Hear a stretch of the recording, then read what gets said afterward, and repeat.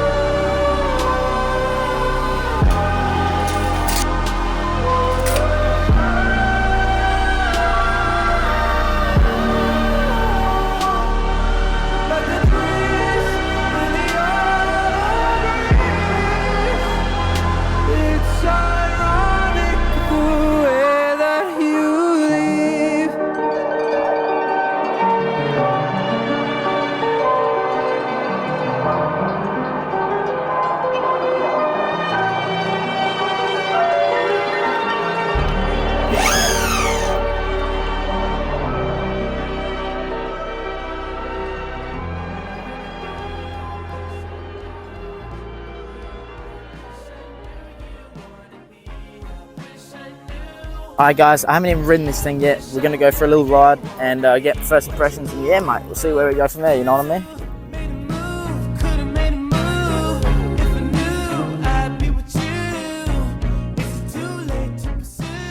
Right, okay, that was actually my first ride. This thing is actually quite impressive. Like, the trucks are pretty loose, which means you can carve really easy.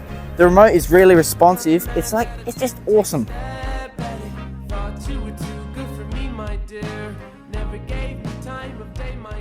Okay guys, now that we've gone through that weird intro, I'm just going to go through the pros and the cons of the board. And yeah, my overall thoughts. Let's start with the pros. Okay, so I've had this board for about a week and a half now, and even though it's a small board, the speed can get up to 32 miles per hour, which is about 52 kilometers an hour. That is just amazing. If you're a bit of a daredevil or you just want to just have some fun, get up to 52 kilometers per hour. It's just awesome. You just feel free. I don't know how to describe it, but you just do it yourself. Just get the board and you'll see what I mean. Okay, so if you ever get this board and you hold it in your hands, you'll know that the battery is pretty small, which leads me to my next pro.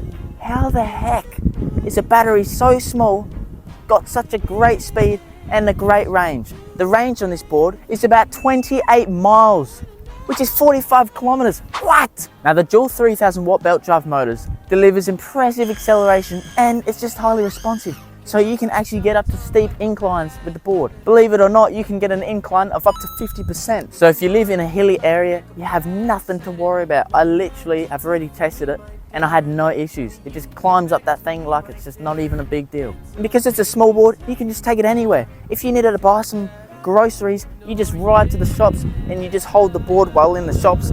You forget it's even in your hands because it's so light. The next thing that is definitely worth mentioning is the board is actually quite durable. Let me explain. Actually, you know what, don't worry about it. Just watch this video and you know exactly what I mean.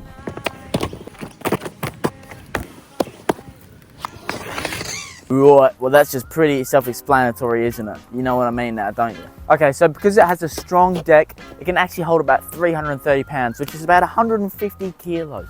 That is just crazy. Okay, so I actually have two different VMAX boards. The VMAX Mini Monster and the VMAX Rotarex 4. And both the remotes are actually quite different. Don't get me wrong, both the remotes are pretty easy to use. But what I found is the VMAX Mini Monster's remote actually just feels quite a lot more durable, and it feels just smooth.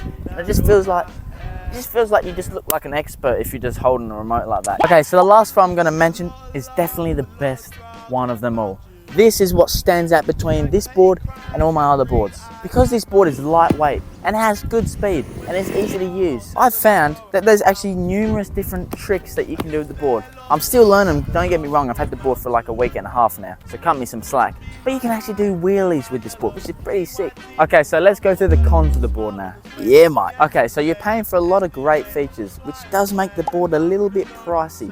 The board starts at about $789 US or 1,212 Australian dollars. But I'll tell you what, if you are looking to get this board, use this discount code and you should be good. Because it's a belt drive board, it will require regular maintenance, making sure it looks alright, cleaning it, the standard stuff, but specifically the belt drive system. You just got to keep an eye on that. That being said, I'd like to mention that because it's a belt drive system, you might be going through belt drives every now and then. What do I mean by that? If you're going down a hard terrain, you know, the belt drives may get a bit worn out and you're gonna have to replace it. But the positive to that is you get spare belt drives. So if you have the belt drives on you, you should be fine. And I'd also like to quickly say, the belt drives will produce a bit more noise. It will sound a little bit louder. It's not really a big deal, but you know, boards with hub drive systems are a lot quieter.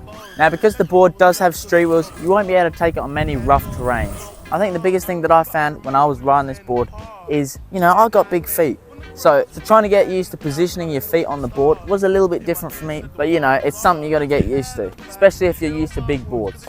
Now the last con I'd like to mention, and I have mentioned this before, is the board does lack a few features, such as app integration or a built-in GPS. These features aren't really a big deal, and a lot of riders won't be looking out for those features. So at the end of the day, I think VMAX have done an amazing job with this board. It's got a high speed, high range, you can do tricks with it. It's got a lot of great features all put into one small board. So honestly, at the end of the day, I do recommend. Thanks for watching, and I'll see you in the next one.